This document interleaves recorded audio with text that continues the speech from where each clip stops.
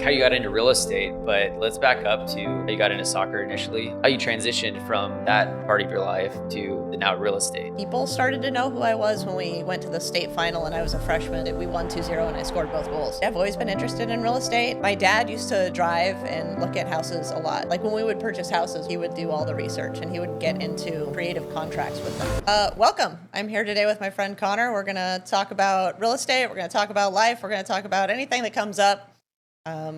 My friend Connor has a wealth of knowledge in the real estate world, and I do as well. And we're also big into sports, so we'll hit sports hard, I'm sure. A lot happened this weekend. A lot's happening in the world. So we're going to kick it back and forth and see where it goes. So you were at the University of Oregon volleyball tournament game Yeah, this last weekend? I took my daughter, who is new into volleyball. I don't know if she's really into it yet, but she seems to really like it. So I was like, all right, well, let's go see some pretty serious volleyball. So Oregon won their first round game. I think it was last Thursday. And so Friday they were playing TCU. And so we went down and watched the game, and that was fun. I mean, I haven't seen Division I volleyball game. I don't know if I've ever seen a tournament game. It was intense. It was so fun to watch. The libero, I don't know her name, from Oregon, was amazing. Some of my favorite plays of the day. But they have a number of just like great players. What does the libero do? That's a great question. I'll tell you what I think the libero does, and we can like kind of guess. As my volleyball knowledge grows, maybe I could come back with some something better. My understanding is that they're the person that wears the different colored jersey than the rest of the team. Okay. And they do that so that the coach has the ability to put them in at different times. Huh. So they will go in for somebody. Let's say it's me. Let's say I rotate to, I don't know, the back line, and I'm not particularly great at digging or whatever the skill is. They will put that person in, and in theory, I think they're better at that skill. And so they can go in for a period of time, and they like, especially if I think the opponent's serving, right? Because you're going to have more opportunities to do that in theory.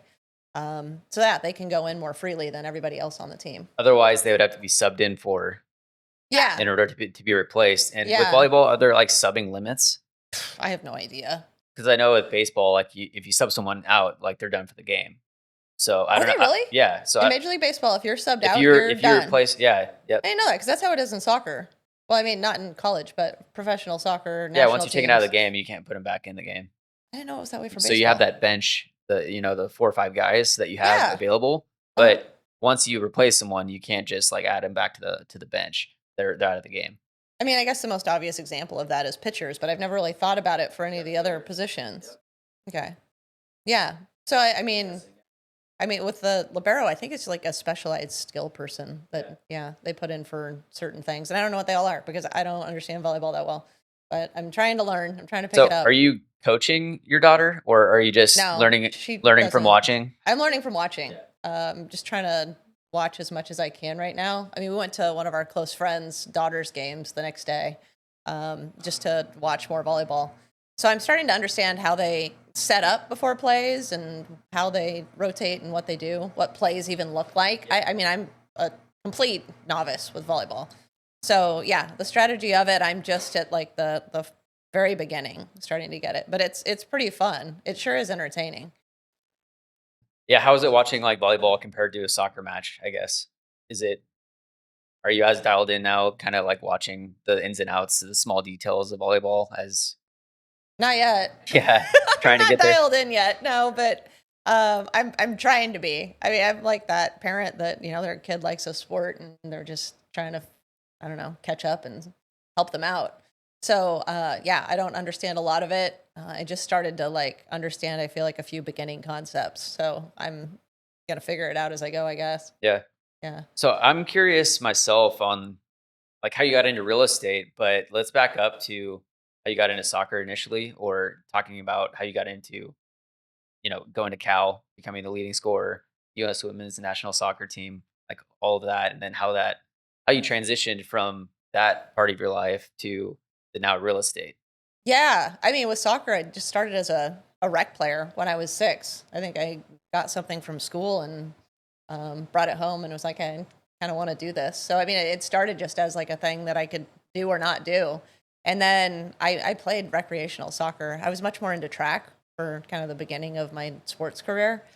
And then, yeah, I joined better teams and kind of went on the path. And eventually at some point, I don't know, I'm probably around 12 or 13, it just kind of became obvious that I had some ability, some, I don't know, like skill for it. And so joined a better club. And then I went to Jesuit when I was 14. And then I think, I had a great year there by all accounts. And we had a fantastic year as a team. And then really, I think it started to kind of like people started to know who I was when we went to the state final and I was a freshman and we won 2-0 and I scored both goals. And then it was kind of, then it's in the newspaper, which was a thing then. The newspaper's still cool. Yeah. But we have so many, different ways that kids are known now. So that was really, I think, the first time that I was like, oh, people, think that I'm good at this. And so from there, I don't know, just kept working. I think when you're on that path, like, yeah, some of it's certainly calculated and you want to be on certain teams and you want to get training and you want to take care of yourself. But when you're on that path too, it just kind of goes. You're on a treadmill. You do the next thing, you do the next thing, you do the next thing. So, I mean, it very much just became that. And so I would say, to start with soccer, I kind of just was interested in it and then enjoyed it and then was pretty good at it and kept going. With real estate, I've always been interested in real estate. I really credit it to, two things. My dad used to drive and look at houses a lot. Like when we would purchase houses when I was younger, he would like do all the research and he would sometimes even like get into like creative contracts with them. That's how we got 10 acres in Canby. I believe he picked up and expired and went and like talked to them, which was awesome because that place was great. And then my grandma was one of the first big female real estate agents in Southern California in her area, which was the Hermosa Beach area. So she sold a lot of houses, owned a lot of houses down there and lived that life for a very long time. And so that was kind of my intro. I grew up around it. And then, gosh, probably about 12 years ago, a friend who was in the soccer world, also in real estate, homes, what have you, decided to make a full transition into real estate. And I just started picking their brain. And, at the time I was like, okay, maybe it's not quite the time to transition yet. Obviously at the time I'm a Division I coach. We're really successful. We're in the top 2 of our conference. Where for were you 7 coach years at? straight, Portland State. We won 4 conference championships. Like it was just rolling. So it was hard and still is, honestly, for me to totally leave soccer behind. I don't know that I ever will. Because it's just something that I've always done and it's been a part of my life since I was 6. So finally, I was in a situation where I had the space and the capacity to then, I guess kind of re-enter that conversation with myself and go, oh, like this might be a good time to take my licenses and get involved in real estate and start to go down that path. And so I had been working for the Thorns for a long time and kind of started their development academy and helped them transition into ECNL. And then, I ended up in a situation with COVID and going to George Fox where I had more time. And so got my licenses and started to, get into the space. And it's really taken off for me. I'm really enjoying it. It's a blast. It's probably... I don't know if getting into it, I always just loved it. Like I just have an interest in it, but I didn't necessarily anticipate that like it's so much more than buying and selling houses because every time I get to meet someone new and they're purchasing their first home or they're moving on to the next step in their life, I get to be a part of that. And yeah, you don't necessarily talk to your real estate agent, every week for the next 10 years after you buy a house. But you do kind of intimately get to know somebody and help them with something that's a big transaction and a big part of their life. And a house is a home. So that can be hard for people. That can be fun for people. That regardless, it's a big life change.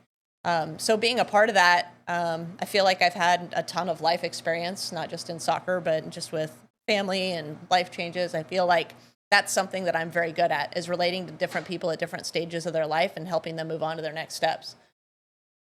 Awesome. And you mentioned that you never want to get out of soccer.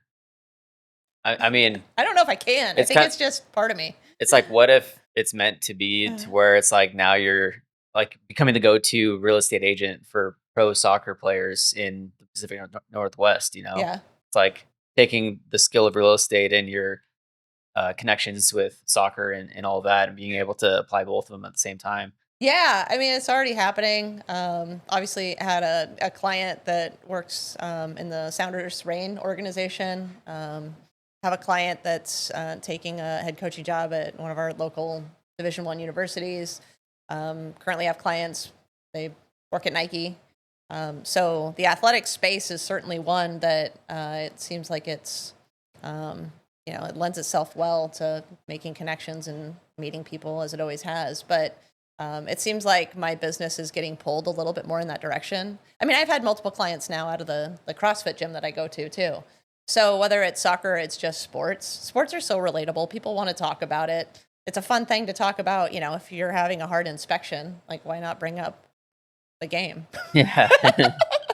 Like you can make it through the tough things, but also like, you can keep it a little bit lighter and fun when you have something in common with people. And sports generally is a medium that's used to bring people together. So I think that regardless of, what I'm doing, I think that sports and my knowledge of sports and being involved in soccer specifically for so long, it's always going to be there. Yeah. Myself in lending, I'm just now getting into this part of it, but it's like when you were playing and throughout your career, how often were players buying homes while they were still playing, or were they just renting wherever they went, or what did that look like? Yeah, I mean, when I was playing professionally, we didn't make enough money, and I mean, a lot of female soccer players don't make enough money now to purchase homes. But that's changing slowly. I'd say the top echelon of players are able to purchase homes more quickly, and the general group of professional soccer players are making more money. The salaries are greater than they used to be for sure, but we still have a lot of growth to do. I think one thing I'm passionate about is just helping people move on to their next steps. So like I was speaking to before, whether they can afford a home or it's in their best interest to buy a home when they're playing, because I mean, they can also get traded, right? So that's tough, especially when you're not making a lot of money. You don't necessarily want to buy a home when you're making, I mean, minimums around what, $24,000. Yeah. I don't know if that's the minimum right now, but it's been around that. I believe it's maybe higher now. But because you can get traded at any moment, it's sometimes hard to put down roots. But at some point, as a professional athlete, as a collegiate athlete, just as an athlete, you don't play anymore. You're not going to get traded, right? You move on to the next step. You graduate from college, you played Division I, II, III soccer, and now it's time to, have your career. Maybe you want to have a family, whatever you want to do. You're moving on to the next step. So, in those moments, I think that those people, yeah, I mean, I want to be there to help them. I'm already there to help them. I'm already helping people that are doing that. But it is fun because it's also, there's an element to it that's remote, right? So taking calls from people and, helping them find homes while they're in another state, right? Doing virtual tours and showing them around so they can see the home, see the interior, kind of talk them through what's there. Give them a perspective from somebody that they can trust before they're moving into a home. I mean, I've sold multiple homes of people that never saw the home, right? And that doesn't seem to be changing. It's not that I want that, but sometimes that's just what life throws people and they need a home before they move, right? So that's become a thing. I think it's going to increasingly be something that I do just because of the network I have, the people I know, and that's just going to be a piece of it. Every real estate office needs to have like a VR headset available for clients so that That's they can just perfect. do a virtual walkthrough of the property without Mhm. even looking at it. Yeah, no, that's perfect. I mean, I've just done it with my phone. I've done FaceTime. I've taken videos. I've done all that. Yeah, I And most mean, listings have videos and pictures that are really detailed and you're able to see a decent amount of the property. Yeah, you can see so much online. That's certainly very helpful. I think just as part of what I do, it maybe even just makes me feel better to go to a neighborhood, to go in a house, to be in it, just to feel what the home feels like, especially for clients and for friends and people that I've known for a long time. Like, if something feels off or if there's something I think they need to pay attention to, like I want to go see it. If they don't have a close family member or, friend or somebody else that they want to go see it, I'm able to go do that for them. So I'm happy to. Like, I want them to get as much information as they need. Yeah. What are some current market trends that you're seeing? I know in the deals that we've done, buyers are getting seller credits pretty frequently right now to help cover some closing costs or prepaids or even buy down the interest rate. What Yeah. other things are you seeing in this current market? Yeah, I mean, certainly the buy down I think is key while people are still adjusting to interest rates. Not that they're super high, but they're higher than they were a couple years back, a few years back. So people are still adjusting to the fact that they're like, oh, it's high sixes, it's low sevens, it's whatever it is. Yeah, it's not three, but that's also not That's probably probably gonna not going to be. happen again. And yeah, I think there's just a mourning period of the 3% interest rate. Yeah, right. And people are dealing with that in different ways. But one way that sellers can market their home and buyers can find them, the interest rates more, I don't know, like palatable is just to, have a buy down or, in some cases they just want help with their closing costs. They don't want to be out more cash. That's really helpful. But I mean, certainly, sellers helping out with that stuff or conceding a little bit, even if they don't want to bring their price down. I mean, that's pretty common. And right now, when I'm looking at properties on Zillow, I'm seeing a lot of price cuts happening. Are Yeah. you seeing values coming down, or are realtors maybe just starting with the property at too high of a value to where they have to drop it? And then when Yeah. you're listing a property, what does that look like? Yeah, I mean, I think some people test the market because the market's been, I mean, it's been a little bit inconsistent in 2024. You'll have a house that goes on the market. You think the price might be a little bit high and it flies off in 2 days. They have an open and they get 4 offers and you're like, oh, okay. And then somebody else will come in and they'll list a house and, it might seem a little high and it'll just sit and sit and sit. And that dynamic has been somewhat common in 2024. So I think that sometimes people test the market and maybe they're a little more apt to go like, all right, let's test here. Let's try this for 2 weeks, 4 weeks. Let's see what happens. And then if we need to, we'll price adjust and we'll bring it down a little bit. We'll get some more eyeballs and we'll see if that does it. So I think people just kind of test the market. I think that agents do it. I think sometimes, sellers might drive that.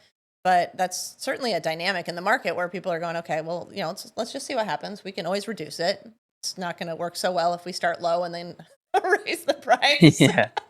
So they try it out. And I think that we're just seeing people do that. I think that's in conjunction with the fact that it is December. Some houses that went on in September or October that didn't get the bites, maybe that they wanted to get early. Now it's the middle of winter. And yes, most of the houses are listed going into the spring, in the summer. So, it's a little bit slower every year. But I think that plays a little piece of it because we are in December. But I think that people generally, housing prices are still going up overall. So I think that they just test it. I think people are testing it, and I think that it's also the time of year where houses that have been on the market for 60, 70, 80 days, it's time to bring it down again or bring it down for the first time for some people. Does someone that either a buyer or a seller, someone that is thinking, maybe I'll wait until the summer because a seller, maybe I'll be able to sell my house for more, or as a buyer, oh, Mm. I heard rates are supposed to come down, so I'll just wait for that to happen. People that are on the fence and debating on waiting versus not waiting, what kind of advice would you give to those people? I think you need to list your house when you want to sell your house. A lot of it is the price point, a lot of it is the marketing, a lot of it is who you trust to help you with that process. But I wouldn't tell somebody not to list in the winter. Some people need to move in the winter, and frankly, some people really need to buy in the winter. And this time of year, some people are trying to put money somewhere. So there are investors that are out there looking, and there are builders that want to offload some of their inventory late in the year before the new year hits. So there are deals to be found. It's not like, you get to this part of the year and it completely slows down and shuts off. I think sometimes the narrative of it is that you don't list in December because it's slow. And what I find is there's usually like not as many houses, go on market and are listed in December necessarily as opposed to April or May. But there's a market. It's not like houses don't sell during this part of the year. And people that are serious, people that need to move, are going to list their house, and they're going to be serious about selling their house. People that need to buy in December are going to be serious. They're not. Nobody really like goes out and goes, it's almost Christmas. You know what I want to do is spend every day just scouring, looking for a house, and then I would like to move all my belongings just heading into Christmas. Right. But people need to. So the market doesn't shut off, right? I guess that's the overall message, is the market doesn't shut off in December and nobody needs to go anywhere. Yeah. People still need to move. People still need houses. So it's a good time to list in when you need to go. When it's time to buy, when it's time to sell, it's a good time to list. Yeah. Interest rates might go down in 2025 in the spring. Also might not. They also might not. And that's the hard thing, is there, as much as there are forecasts and there are things that tell us like this is probably what's going to happen, the world's pretty, like we don't know what's going to happen. Like something could happen next month and then it kind of throws a wrench in it and we all have to adjust. So, people need to make their own decisions with advice from people they trust, not only a real estate agent, but also a lender. And they need to talk to their family, and they need to talk to people that in their circle that always help them out and have their back. So all those things come into play. And when people come to the conclusion that they need to buy or sell, that's the best time to buy or sell. Yeah. And I think right now it's at a pretty good equilibrium to where there's not like a ton of demand. There's not a ton of supply. It's like, it's right at a sweet spot to where that's why a lot of buyers are able to get that seller concession, because there's not a ton of demand to where they're competing with a ton of other offers. There might be one or two, but things are fluid and they can negotiate and you can work things in. We'll offer 5,000 over if you want a $5,000 seller concession. Seller's getting the same net thing, versus the summer to where if rates were to drop, immediately demand is going to be higher. There might be more supply at the same time, but things are going to be moving quicker, and you're not going to have as much of a ability to negotiate like you do right now. Yeah. So I think it's the sweet spot right now, to be honest. Yeah. I mean, maybe you have an opinion. I can tell you that later October, beginning of November, maybe even, you could go into mid-October. That was slower for me than right now. Right now is the busiest time that it's been all year for me, to be honest. Yeah. I mean, make sense to somebody who thinks that it's seasonal. And we kind of saw that coming a little bit. I mean, myself personally for other reasons, but it's like, it's been the past few months of building up people that are wanting to get pre-approved. Yeah. And then they're starting to look around a bit. And then now it's like, maybe their Bitcoin went up. Yeah, right. Exactly. Like sell. So yeah, it's just like a lot of those people are deciding they want to buy sooner than they thought. Yeah. And so I think it's imperative to get pre-approved. Like if you're you're thinking of buying in the next 6 months to a year, just get pre-approved today, so you know exactly where you're at, so that, hey, maybe it's more realistic to buy right now than you thought. I do think that pre-approval is something that the first-time home buyer for sure, but the general consumer sometimes doesn't quite understand that. Just get it done. Yeah. Right. And then you can get put off accurate estimates on properties when you start to look, and then you're like, oh, hey, actually I can go higher into a higher limit. And then, and then you see a house that you really like and you're like, okay, I'm willing to go a little higher than I thought. Stretch a little bit. Yeah. Yeah. To make it happen. Yeah. It just gives you a good baseline for what you're comfortable with and what you can afford and where you want to go with your monthly payment. I think a lot of people start this process blind and they're like, I think I want this house. And then they go, oh, wait, I qualify for more and I can handle that monthly payment and I feel good about that. And then they go through that. And then some people, are just out there looking at houses that they can't afford. And it's like, get it pre-approved and just find out what's going to work for you, because, you're going to end up, spinning your wheels and spending a lot of time looking at places that just won't ever happen at this moment in time. So getting pre-approved just gives you the idea, the information you need. It gives you the information you need to then go, okay, this is what's realistic and this is what's going to work for me. And also in some of those initial conversations, talking about the interest rate buy downs and to where, okay, this is where things are at for the long term. But if you were to get a seller concession, there's the short-term buy downs or the long-term buy downs. And then you're able to give them the estimates of, okay, this is what your payment would be the first couple of years if we went this route. And so there's a lot of different options right now. Well, and we just saw that with a client that, bringing up buy downs kind of changed their idea of what they wanted to do. And so, they just needed the education. They didn't know. Right. They were going into it going, okay, this is what the interest rate is. This is where I'm locked. Okay, this is where I feel comfortable. And they could afford more. right? Yeah. But they just weren't necessarily, whatever. Maybe they want to go on It's about what vacation. you're Maybe they want to comfortable live their with. life. Yeah, Yeah. it's a lot about not necessarily always what you can afford. A lot of it is just like, what do you want this piece of your budget to look like? You don't want to be stressed about it. You want to be able to go have fun and go on vacation when you want and enjoy your life. So what do you want it to look like?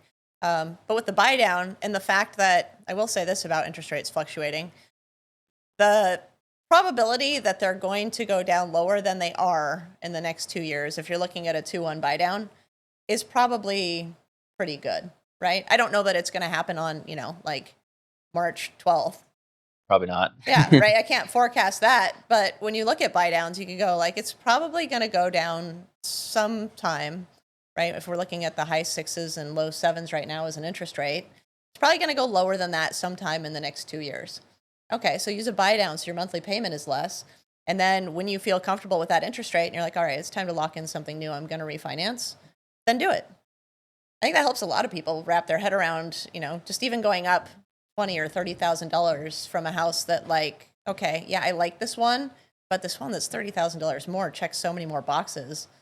I mean, what is $30,000 on your monthly payment? It ends up not being that much. And then if you do a buy down, sometimes it can end up being less than what you thought you were going to be maybe budgeting for in the first place. So they're super handy for people. Yeah, and if rates were to come down, then realistically values would just continue to go up that much more. And so if you just secure a Right. property today, start paying a mortgage instead of paying rent, paying your landlord's mortgage, then, you're going to be in a much better spot than you thought. Yeah, I've got couple a years from now. client right now who was selling, and then the sale took longer than anticipated. Not their fault. Actually, very odd, random circumstance that just sometimes they happen in life. And then they were looking at a certain price point, and they're moving into something temporary for them right now. And then they are coming back, looking at it, going, okay, well, should I buy now, or should I maybe just wait a few months and then see how it goes? And we're having the same conversation. It's like, well, if you wait, we're going to get into the spring, and the likelihood that it's going to be more competitive just because more people are going to be out looking. And I think that the forecasts show that what people think is going to happen is that the interest rates will go down at some point in the first half of 2025. So, like, what if that person gets in? Maybe they just know that they're going to weather a higher monthly for a little while, and then they can refinance, probably not even in that long, right? But the equity gain they're going to get in buying right now versus trying to buy in the middle of summer. I believe that things are going to be more expensive in the middle of 2025 than they are right now. I think it just makes sense. I think that that's going to be the case. And the general economic outlook, if you look across sources, no one has a crystal ball of what exactly is going to happen, but majority of resources, I believe this is all the same thing. Yeah, and even like starter homes. I've been looking at a lot of houses in the 455 range, even in the Battleground area, the Vancouver area, just to kind of track what they're doing. And the appreciation's there, right? And I don't think that that's going away. I don't think that there's going to be this mass exodus from Southwest Washington. Nor do I think that's going to happen for a lot of the metro area in Oregon, right? A lot of people have been moving. I mean, I've lost track of, even just on youth sports teams, even just my daughter's friends. I have heard we're from California more times in the last 6 months than I have in the last the previous 3 years. What I've heard the past 5 years is that tons of people moving out of California to either Colorado or to up here. Yeah. And a vast majority, as you're mentioning, there's so many Californians that are moving. And that's always happened. I know that that's been a thing that comes in cycles and but it's not, I just don't see it stopping. It seems like I feel like we're in a pocket of area to where a lot of people don't really know about how great the Pacific Northwest is until they actually come up here and see it. Yeah. There's the beach, there's Mount Hood, there's Four Seasons. It's just such a great area up here. And then, so when people move, they're not going to leave. And so more people are moving into this area than they're leaving. Yeah. And that seems to be continuing. And so, let's just say there's a scenario. Let's say there's a world where, we get into the summer and it's warmer and this area is even more appealing than your foggiest, rainiest Then the day. rainy day. Yeah. Yeah. And then the interest rates go down a little bit. And, we've gone through a lot of just unknowns, whether, no matter who you felt should win an election, there was just a lot of people just, kind of almost hesitating, trying to figure it out. Actually, I think that's part of the reason for the hesitation in October. Right. For Right? sure. Was just people going like, oh, Getting I'm going to past the wait till after election. the election. Right. It had nothing to do with political slant and more just Yeah. change. Yeah. Right? People wanted it to be more stable. And Sure. so now the election's passed and people are going like, oh, okay, we know it's, whether we like it or we don't like it or, whoever, whatever. Right? It's okay. We know what's probably going on for the next 4 years, who's going to be there. And people just kind of go, oh, okay, well, an unknown becomes a known. Yeah. And then people want to move forward. So if you're looking to sell a property, what would the first step for that person be? Get pre-approved. Okay. Get pre-approved before you even talk to a realtor to sell your property? No, I mean, you should call your favorite realtor, which is me. No, you should call somebody that you trust. And I mean, yeah, if the lender is somebody that you know and you trust, by all means, call a lender. Either way, you're going to get looped to a realtor. Right. So you can call me first. But, that's what I'm going to say is like, yeah, give me an idea of, I just like to get the stats. I'm like, what do you want? Stats. It's like sports, right? Like, give me what you want. You want a 3-2? You want, I don't know, you want land? You want to be in the country? You want to be in the city? What do you want your lifestyle to be like? And then let's find out, what you're comfortable with and what you qualify for. And let's figure out where those worlds meet. And that's what I feel like my job generally is. That and then just helping people walk through the process, whether it's, a walk in the park or it's a walk on hot coals for a little while and then we get back in the park. Anything can happen in transactions. You're dealing with people is the bottom line. And when you're working with people, just like anything else, there's great people. There's people who don't tell the truth. There's people who want what's best for everyone. There's people that go into things, good faith. And you just want to find those people. You want to find the good people. So, that's where I come in and that's what I want to do. I want to help you, do what you want to do with your life and what you want to do. Your home is your home.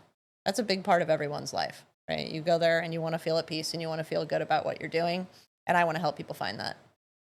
Awesome. We talk about the importance of inspections, both for buyers and sellers. We have a Well, if we client. didn't do them, I'd have clients in a house with like, I'd have serious issues.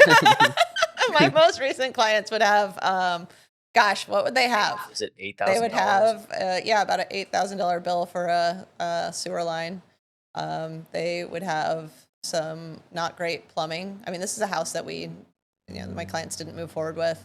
There were some electrical issues.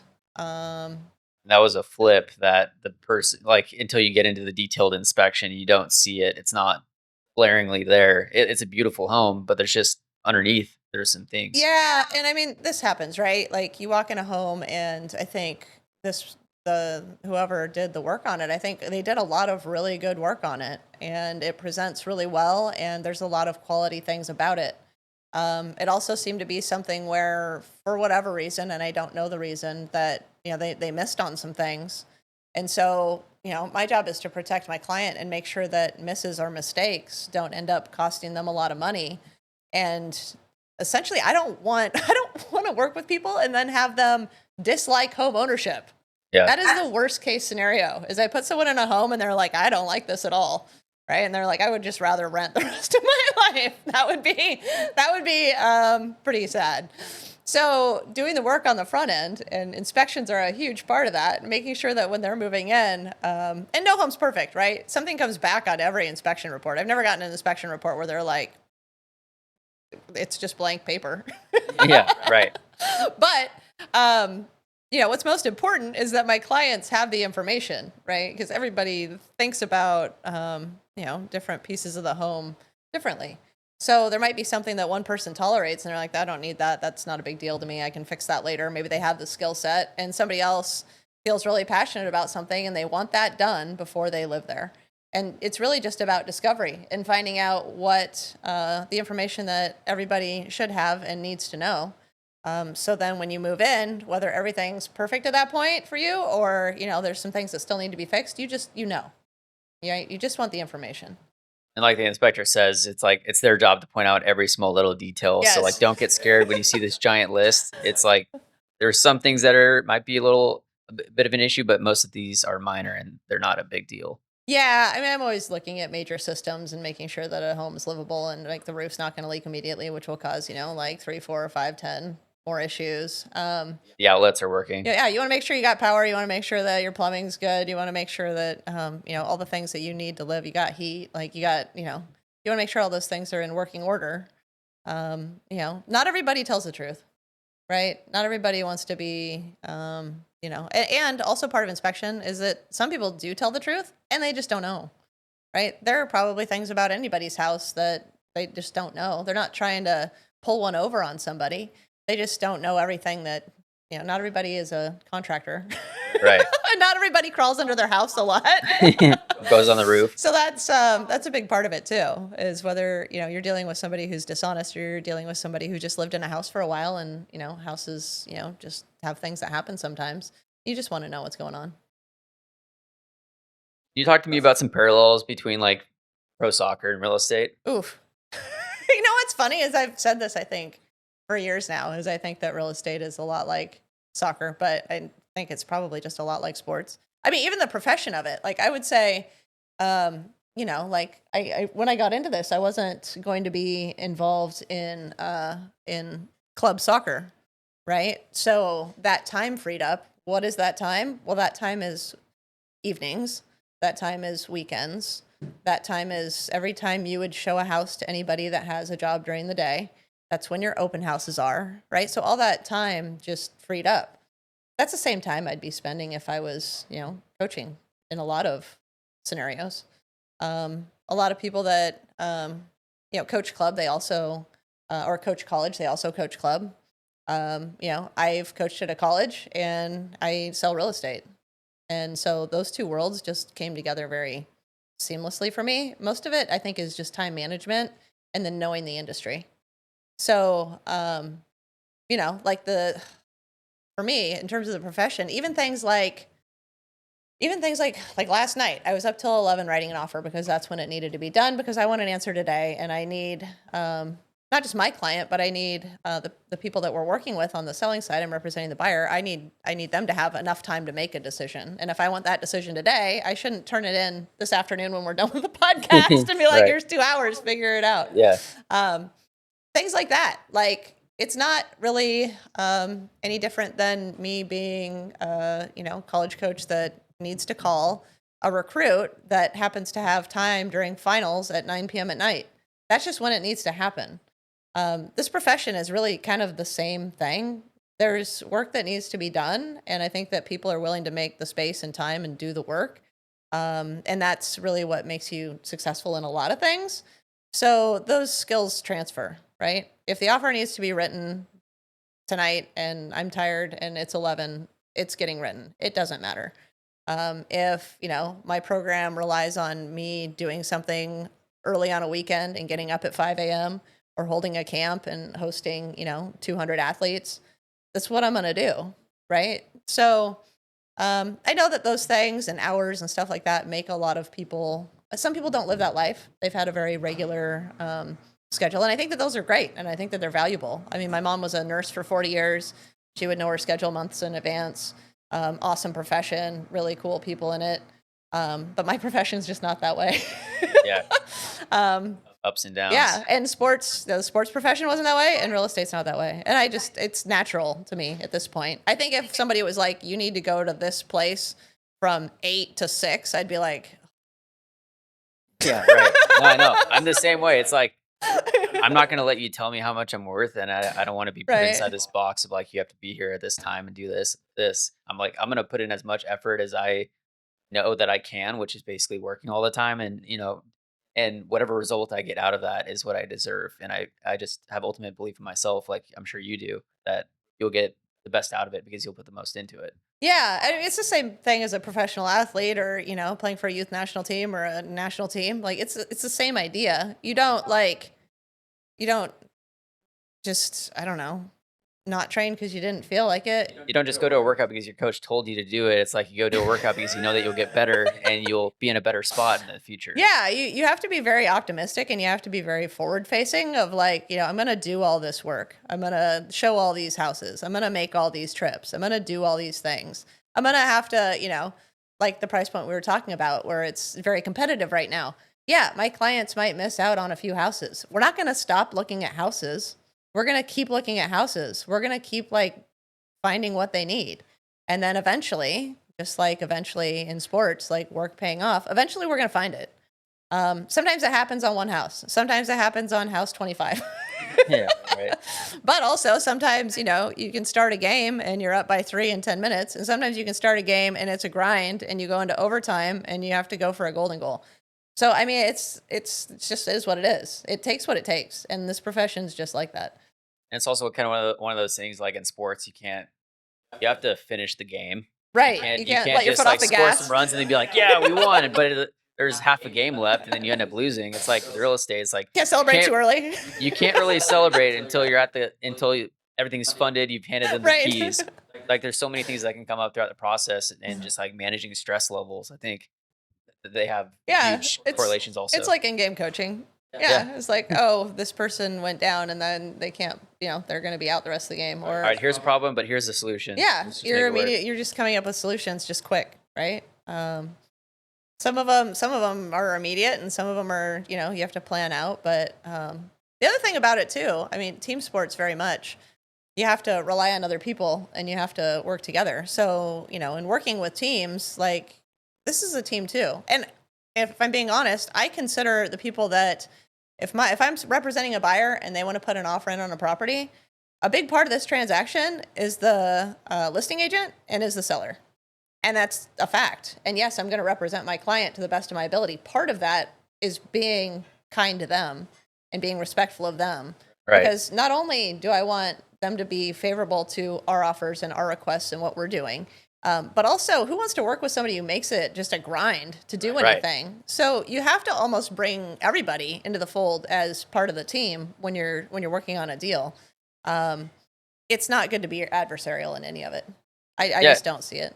Sometimes you have to put your foot down. Like if people are doing something not great, you shouldn't get run over. But, and obviously you should represent your client and not let them get run over. But aside from that, as long as everybody's like trying to achieve the same goal, which really in that situation, at the end of the day, you're trying to work toward the same goal. You want everybody, moving in the same direction. You also, need a great lender that you can call. Maybe something shifts or, you need information. You want to be able to call that person. You want that person to be available. You don't want them to have hours. Right. I know. Yeah. Because how many times are you writing offers on weekends? I bothered you last night. I was like, I'm sorry. No, you're like, if you're awake, send a pre-approval letter, I apologized to so many people last night when, something was malfunctioning and I needed something done. I mean, I was contacting people and they were all very kind, but I contacted 3 people. And it was after 9 p.m. on what was yesterday, Monday. And I was like, I'm so sorry. I was like, this happened. I need an offer in tonight. And yes, it has to be tonight. Can you help me? And without fail, though, everybody was like, we got you. Yeah. And that's what it is.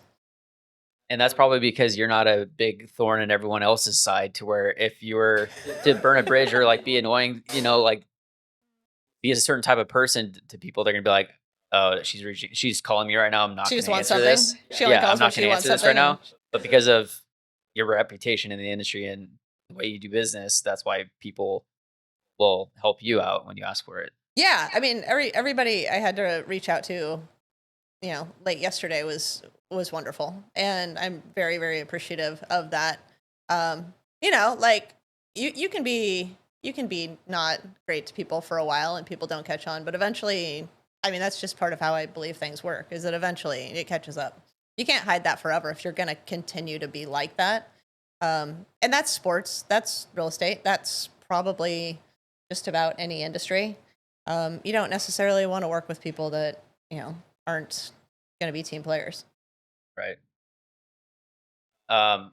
Obviously you're super competitive. You're a pro athlete. I know, I try to like rein it in. I feel like as I've gotten older, I try to rein it in a little bit, but now I feel like I'm reaching this point where I'm like, maybe I shouldn't. How much of it is like the competition of like, oh yeah, I won that deal. Like, let's go. You know, That's fun. Yeah, that's a good time. You know, it's like games. Like you're never gonna be undefeated. You win some, you lose some. yeah. But I mean, it's a cliche, but it's also true. You know, if you get knocked down, you got to get back up. So it's a lot about resilience too. But the competition of it's pretty fun. I mean, not just like I found so far, like in you know my client base is that people are coming to me that know me from something else, or through people that know me from something else, and so it's not just going to be, you know, it shouldn't, in my opinion. At least it's true for me that you really should be consistent across it all. Like I'm competitive, but I'm also fair, and I'm also really kind. And I'm also going to be honest with you, and I'm going to do my best to get you the information. And also, if I don't know, I'm not going to lie to you. I'm not going to make something Right. up. I'm going to go get it from somebody that knows. I know enough people that if you ask me a question and I don't know the answer, I'm going to go, you know, I'm not sure on that. Let's find out. So yeah, I mean, that all comes into play. And yeah, like you said before, there's a lot of transferable things that, not just the time commitment, not just how you work with people, not just the competitiveness. There's a lot of things that translate between sports and real estate. I do think that team sports is the biggest thing. Yeah. Like being able to know how to work on a team and not trusting your teammate to where you're trying to micromanage every little thing that someone on your team might be doing. Yeah. It's like, okay, I know that they're great at what they do. I'm going to do my job. I'm going to let them do their thing, and I'm going to stay out of I've it. never been a micromanager. Which also helps reduce stress levels. Yes. Otherwise, you're worrying about what they did. Yeah, no, I both hate micromanaging, and I also hate being micromanaged. Exactly. I also think that that's, you know, that's part of why I think I, you know, live time-wise, like we were describing, like the way I do, is I don't want you to, you know, be like, you need to do that. I mean, yeah, there's deadlines. I get it. But I like to just I'm going to get it done, right? I'm going to get it done. You don't have to tell me that I need to get it done this time unless there's a deadline and there's a reason. Valid. Great. Let's work together. But like, I'm motivated enough that if something needs to get done, it will. If anybody's like, you know, looking over your shoulder, like, you need to do this, it's like, well, then to me, it doesn't become a time issue. It becomes a trust issue. And if you don't trust me, don't work with me. Right. Why would you work with somebody you don't trust? That doesn't make sense. So, yeah, it doesn't so much become a time thing as it becomes other things. And you coach a certain way because you were coached a certain way at a certain point that you didn't want to coach like. Oh, sure. Yeah. I mean, you watch things, you know, like you watch people do things a certain way. I mean, a lot of coaches, specifically in soccer right now, like I think that it's a pretty common thing that, and well known, that soccer's a player's game. It's not a coach's game. We're not football. We're not stopping every 3 to 6 seconds, right? And then the coach is telling you what to do again. That's not happening. Like soccer is a very, very dynamic, player-driven sport. There's still decisions happening. There's still coaching happening. But if a player has no idea what to do, we're not stopping. We're not going to stop and explain it to you or tell you what's going to happen next and where you're going to run, right? So soccer specifically is a pretty dynamic sport where, like, if you're good at making decisions and split-second decisions, and you're good at with a lot going on and a lot on your plate and able to like still execute, it's I mean, that's what we do in soccer. That's what I did it as a goal scorer. I mean, I would be in the most condensed place in the most, I don't know, intense part of the field, usually marked tightly, and have to figure out a way to do what is known as probably the hardest thing to do in soccer, right? Okay. Well, I mean, really how you do that is you take in the most input and you take in as much information as you can, as quickly as you can, by watching and looking around and moving. And yes, you have to have skill, and I had to be fast, and I had to, you know, be smart. But at the end of the day, it's taking in as much information as fast as you can and being able to execute based on that information and your best guess, like the probability of what's going to happen, as fast as you can. And you're constantly just going, okay, this person's there, this is where the goalkeeper is, this is where the ball's coming from. Okay, if I get here, the probability that I'm going to score is much higher than if I'm over here. And that's just how you position yourself for deals, too. It's all about reps. It's all about reps, man. It becomes second nature. Yeah. Yeah, and you don't, I mean, in real estate, you don't know something until it happens. Yeah, I've told And then this. you never forget it Like you have something Right. that comes up that like kills the deal or You're whatever. like, It's remember like that? I'm never gonna forget that again. I Like know. I'll wake up in the middle of the night thinking about How that. that happened? Yeah. Yeah. Um, yeah, there are so many things that come up. And I mean, you just have to be prepared to do your best in every situation. And, you know, like in finding a real estate agent, you want somebody who's dynamic enough that can handle those things, and that you trust to get you the information you need.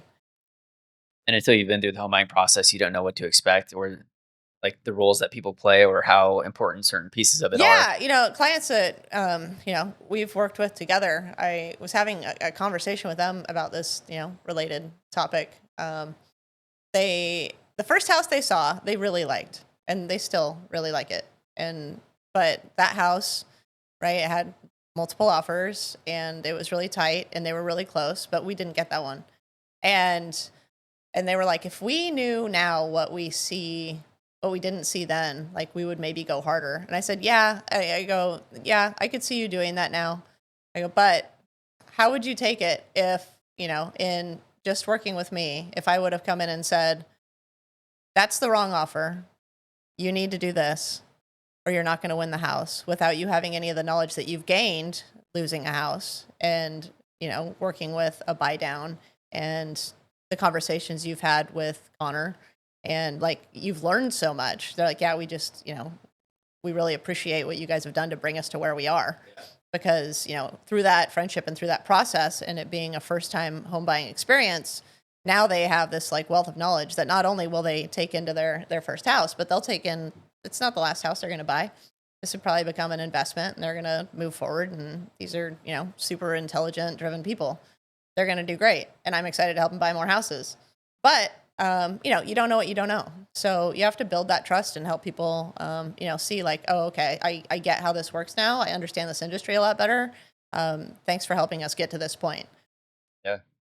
And now they'll be able to help educate their friends, families, and Yeah, just be coworkers like, that call are Laura.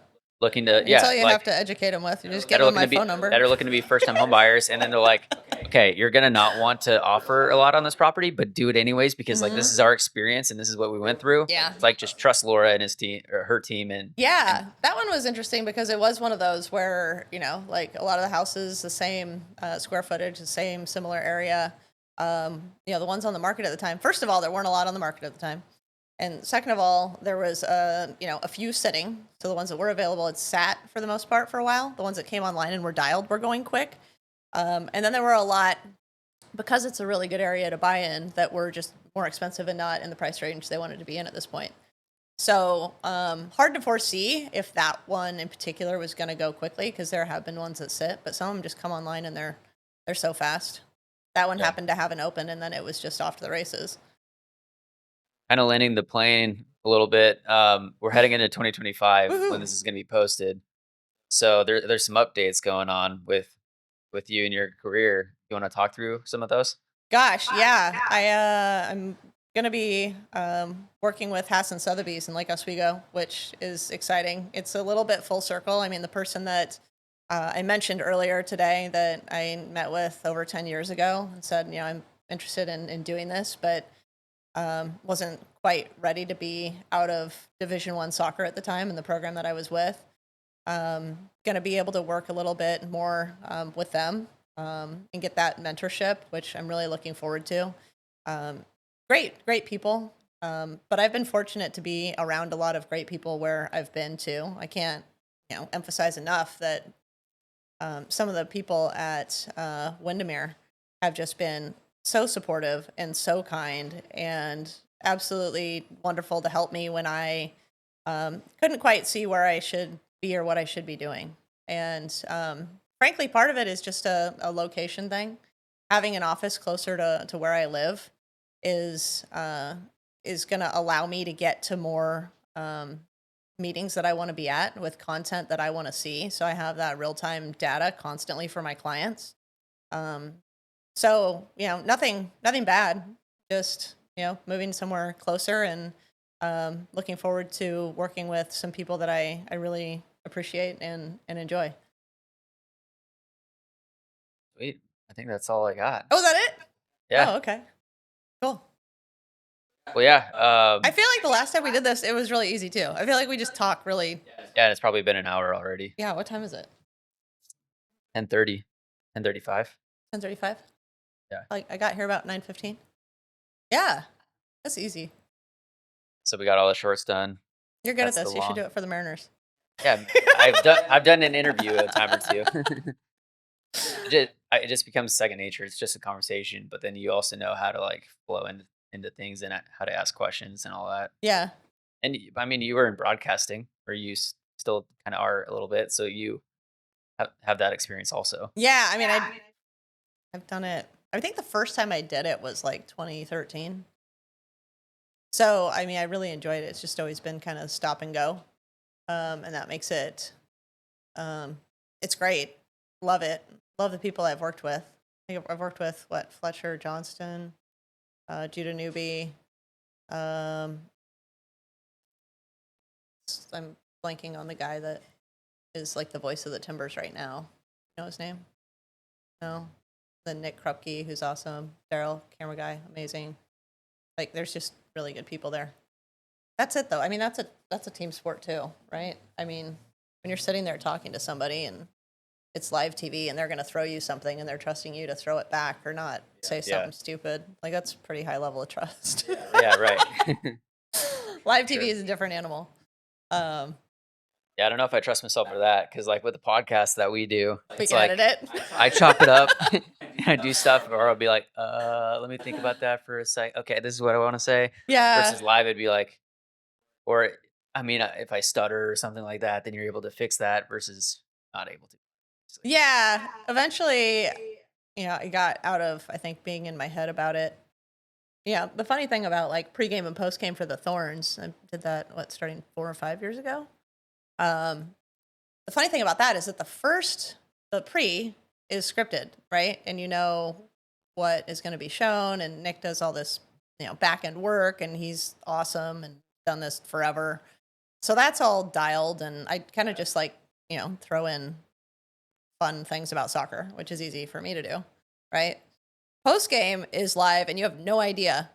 Reacting to what just happened. And it might be that there was a game-winning goal in the last minute of the game, and you have like no time to prep, right? It might be like, oh, cool, they're gonna tie. This is what we're gonna talk about. This is how it's gonna go. And then there's a last-minute goal, and they lose. That's a completely different vibe in a post-game show. Yeah, right. And you thought it was gonna be a tie, and now it was like this terrible goal that everybody's mad about. So now you're gonna bring people into interviews that are upset. Yep. Rightfully so. Like, yeah, everybody's upset when they drop a game late. So just having to like go, okay, so this is what it's gonna be like, and we're like, that makes it so the hosts have to carry it kind of a lot more and the energy of it. Because if I'm a player and I just, lost a game in the last minute and I'm coming over for an interview, I'm not real excited about being in that interview if I'm them. Luckily, we've interviewed a lot of people who are really gracious and good interviews, and they've been great. But they're also just professionals, and they're being awesome, right? Yeah. Yeah. So that's all always pretty funny. But then you get the last minute goal, right? And they win. And on that side, it's super fun because, I mean, now everybody's just going to be super easy to talk to and free flowing and joking. It's a good day at the office. Yeah. If there's a win or a last minute win, a tie is okay. I know everybody in pretty much every sport except for soccer isn't super into tying. They're like, why do you do that? Soccer's hard. I think that's... People do the same thing, like when, I get it. I get that, especially in guys soccer, like a lot of people embellish things a lot more and they roll around and they do that whole thing. But also in men's and women's soccer, I mean, just go run intervals for 5 miles, right? And all the thinking you have to do and all the things you have to do, and then go on a dead sprint and then have someone kick you in the shin as hard as they can in cleats. And then try not to stay down. Just try it. Try not to roll around a little bit and be like, I'm going to stay here for, like, catch my breath and just be like, what? Okay, I'm going to recover. This grass is comfy right now. This grass feels better than that cleat that just went through my shin, right? Yeah. So you're going to sit there for a little while. I don't think people think about it like that. They just see it on TV and they're like, I don't like how you're playing that. But I mean, if you're running at about 20 miles an hour and then somebody puts their cleat through your ankle, yeah, you're gonna stay down for a second. Not a fun time.